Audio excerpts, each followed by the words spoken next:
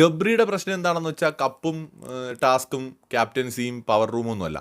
ഗബ്രിയുടെ പ്രശ്നം ജാസ്മിനാണ്. അങ്ങ് തുറന്ന് പറയാണ് ഗബ്രി. എനിക്കിവിടെ നിന്ന് പോയാൽ പോലും പ്രശ്നമൊന്നുമില്ല. പക്ഷേ എനിക്ക് നീയാണ് പ്രശ്നം എന്ന് വെച്ചാൽ. പ്രശ്നമെന്ന് വെച്ചാൽ എന്താണ്? ഗബ്രിക്ക് ജാസ്മിനെ മിസ് ചെയ്യാൻ പറ്റുന്നില്ല. മേ ബി അസ്ഥിക്ക് പിടിച്ച് കാണും, സ്വാഭാവികം. അപ്പോൾ മിസ് ചെയ്യാൻ പറ്റുന്നില്ല. ഒന്നാമത് 2 റൂമിലേക്ക് പോകുന്നു. അതായത് പവർ റൂമിനകത്ത് ജാസ്മിന് കയറാൻ പറ്റുന്നില്ല, അതിൻ്റെ സങ്കടം.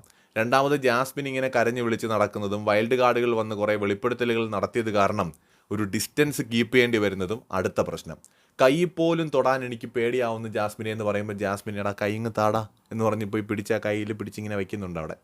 അപ്പോൾ ഇതാണ് അവസ്ഥ.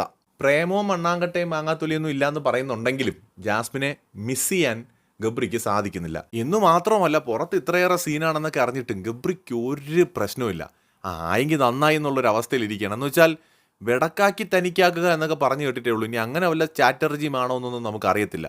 പുറത്ത് നെഗറ്റീവായി കഴിഞ്ഞാൽ പിന്നെ ജാസ്മിൻ്റെ വിവാഹമൊക്കെ മുടങ്ങുമായിരിക്കും. അങ്ങനെയാണെങ്കിൽ പിന്നെ നൈസിനെ നമുക്കൊരു നൂലിടാമല്ലോ എന്നുള്ളൊരു ഉദ്ദേശമാകാം മേ ബി.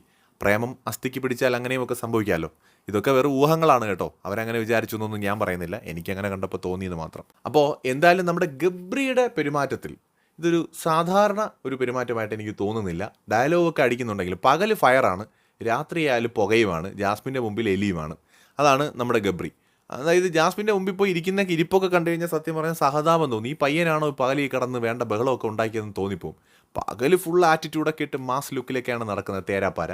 പക്ഷെ രാത്രി ആ ജാസ്മിൻ്റെ അടുത്ത് എത്തിക്കഴിഞ്ഞാൽ പിന്നെ കരച്ചിലായി, പിഴിച്ചിലായി, വിറയലായി, പനിയായി. അതാണ് അവസ്ഥ. എന്തായി തീരുമെന്ന്